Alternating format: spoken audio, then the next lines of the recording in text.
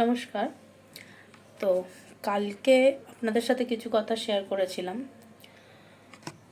আর আজকে সেই ব্যাপারে আরও কিছু কথা বলতে এসেছি। আর কয়েক ঘন্টাই মাত্র হাতে বাকি আছে স্বাধীনতার দিন আসার। তো আপনারা জানেন আজকে রাত দখলের লড়াই, কালকে ভিডিওতে সেটা বলেছি এবং সেটা সবাই জানে, এটা নতুন করে জানানোর কিছু নেই। আমার তরফ থেকে আমার কিছু কথা বলার ইচ্ছে হলো বা প্রয়োজন মনে করলাম বলতে, তো সেই জন্যই আমি একটা ভিডিওর মাধ্যমে বলছি। সেটা হচ্ছে যেটা কথা সেটা হচ্ছে, দেখুন, একদিনে যেমন স্বাধীনতা আসেনি তেমন একদিনে নারী স্বাধীনতাও আসবে না। তো আমাদের চোখে আজকে থাকবে আগুন, কোনো মোমবাতি নয় বা কোনো শোক নয়। শোকের বদলে আজ চোখ দিয়ে ঝরবে আগুন। তো এইসব বলার কোনো পার্টিকুলার কারণ তো অবশ্যই আছে। তো যেটা আমি বলার জন্য এসেছি, তো আজকে যে যেখানে আসবেন জমায়েতে, তো তারা তাদের ফিরে যাওয়ার ব্যবস্থাটা সুরক্ষিত করে তবেই আসবেন। কারণ আজ যেভাবে এটা প্রচার হয়েছে যে আজকে নারীরা রাত্রিরে বেরোবে, স্বাধীনতার প্রাক্কালে একটা জমায়েত, একটা প্রতিবাদ সভা যেটাকে বলে, তো সেটা হবে। তো যারা যেখান থেকে যাদের বাড়ির সামনে যেই এরিয়াতে জমায়েত হচ্ছে তারা নিশ্চয়ই আসবেন, এবং আপনাদের কিছু কিছু মানুষকে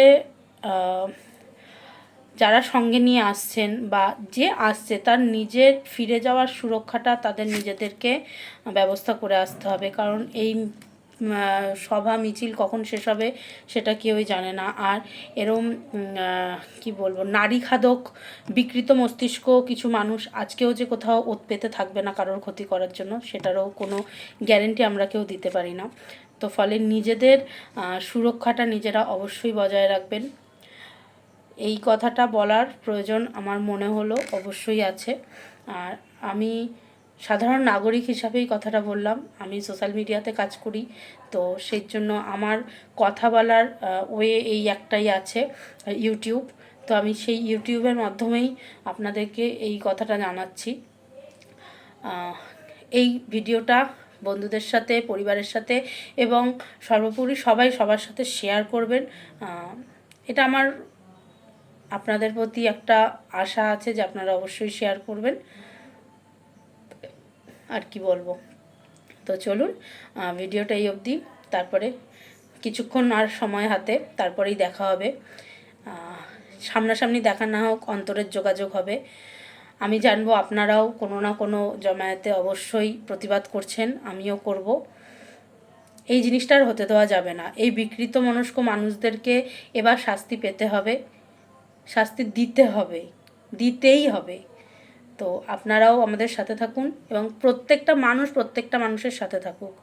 যে মায়ের যে সন্তানহারা কান্না, এটার কতদিন চলবে?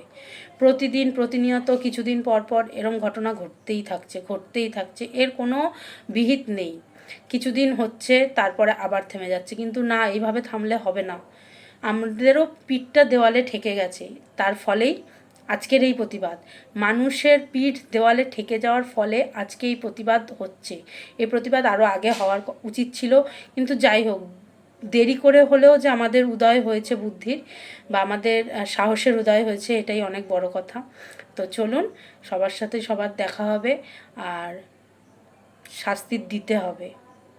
চলুন, নমস্কার।